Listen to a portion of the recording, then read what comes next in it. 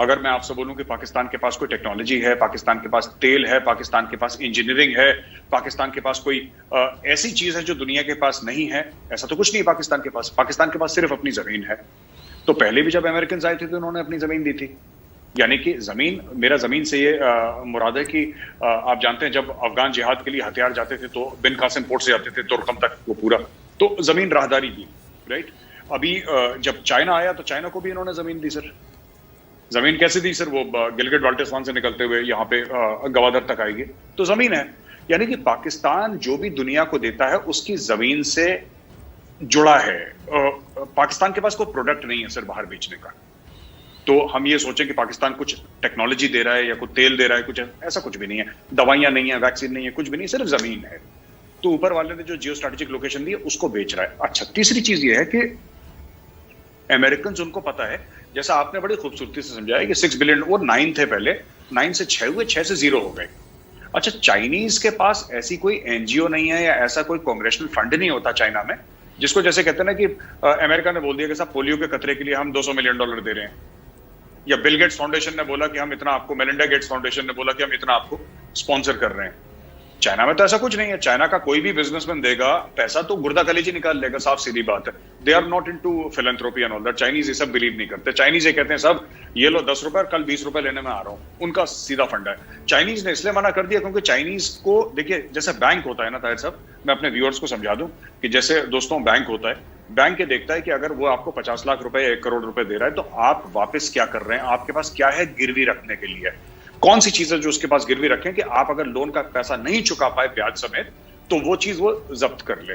जैसे कि श्रीलंका में हनुमनटोटा पोर्ट जब्त करके उसको स्पेशल इकोनॉमिक जोन बना दिया है, उसी प्रकार से मैं बोल रहा हूं कि जैसे ये भी एक चीज है। अब उन्होंने ये देख लिया कि पाकिस्तान के पास कुछ है नहीं कि पाकिस्तान दे सके, और जो चाइना पाकिस्तान इकोनॉमिक कॉरिडोर है वो 2 साल से बंद पड़ा हुआ है, जिसको पाकिस्तान कह रहा था गेम चेंजर, जिसके लिए लोग कह रहे थे कि बाहर से लोग आएंगे विदेश से पाकिस्तान में नौकरियां करने के लिए, पाकिस्तानी वीजे के लिए लंबी लंबी बाहर कॉन्सुलेट में लाइनें लगी होंगी। गोरा कहेगा कि जी हमें पाकिस्तान में बसना है, यहीं पे घर बनाना है, पाकिस्तान जन्नत है। तो ये सब तो हुआ नहीं। अब आप ब्लेम कर सकते हैं कि भारत ने साजिश करी, ठीक है, पर भारत क्या इतना मजबूत है कि पाकिस्तान भी न्यूक्लियर पावर है, चाइना भी न्यूक्लियर पावर है? वो चाइना पाकिस्तान इकोनॉमिक कॉरिडोर है, वो पाकिस्तान चाइना इकोनॉमिक कॉरिडोर नहीं है, वो चाइना की इकोनॉमिक कॉरिडोर है पाकिस्तान के अंदर। तो क्या भारत इतना पावरफुल हो गया कि उन्होंने चाइना के साथ भी गेम कर दिया और चाइना का प्रोजेक्ट रुकवा दिया? तो ये सब चीजें सोचने वाली हैं। तो सर ये तो जमीन गई, ये जो ड्रोन वाली जमीन है, बट इसमें एक और चीज है जो मैं आपके नजर के सामने लाना चाहूंगा ताहिर साहब, विद योर परमिशन सर। अगर वहां पे अमेरिकन ट्रूप्स हैं पाकिस्तान में, अगर आएंगे 1000 भी अमेरिकन ट्रूप्स आते हैं तो उनकी सप्लाई लाइन कहां से होगी सर? उनके, क्योंकि बाहर से खाना आएगा उनके लिए, बाहर से हर चीज आएगी, हैवी मशीनरी आएगी, they are an equipment heavy army sir, है ना। तो इक्विपमेंट हैवी आर्मी है, उनके ट्रक से ये सब हवाई जहाज से इतना सामान नहीं आ सकता। ये आएगा कहां से सर? अगर ये सी रूट से आता है, अगर ये सी रूट से आता है सर, तो क्या ये पाकिस्तान के पास 2 पोर्ट हैं, एक बिन कासिम है कराची वाला, वो किनियारी बिन कासिम दैट एरिया सर, जहां पे पोर्ट उनका पूरा बना हुआ है, दूसरा इनका है गवादर।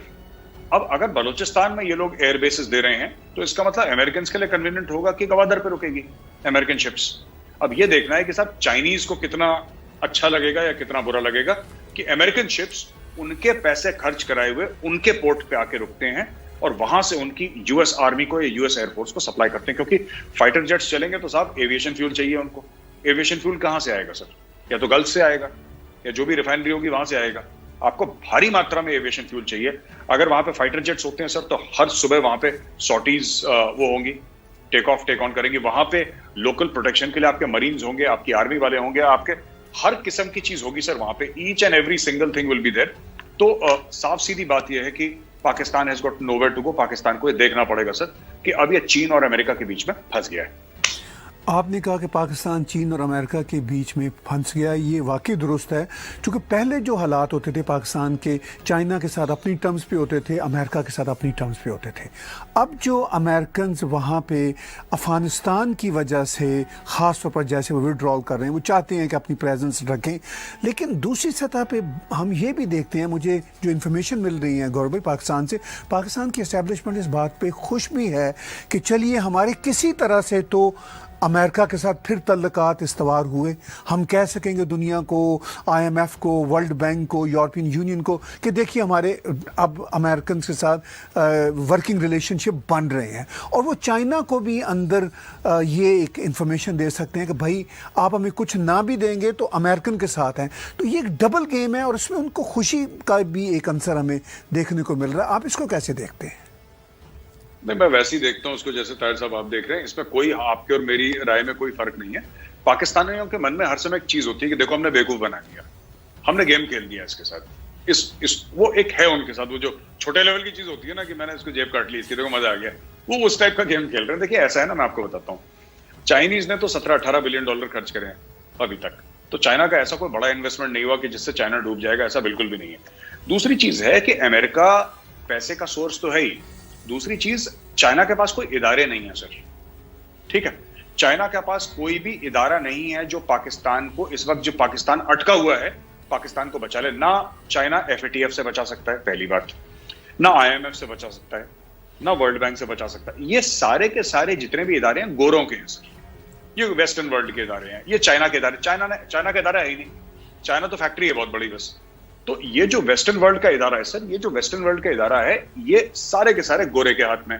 और गोरे के कैसे हाथ में? गोरे के इस तरीके से हाथ में कि जैसे आपने बोला एफएटीएफ फ्रांस के हाथ में सर, ठीक है। IMF is funded mostly by the western countries including America sir, United Nations. तो आपको गोरे से तो टकराना ही है, व्हाइट मैन से आप नहीं छूट सकते, आप व्हाइट मैन से नहीं छूट सकते। आप ये सोचें कि चाइना एफएटीएफ से कैसे बचा लेगा, तो पाकिस्तान ये भी सोच रहा है। दूसरी चीज ये है कि अगर अमेरिका से ठीक हो जाएगा तो फिर सब इंडिया से ट्रेड शुरू हो जाएगी ना सर, इंडिया से ट्रेड शुरू हो जाएगी इंडिया के साथ, क्योंकि अमेरिका है वहां पे।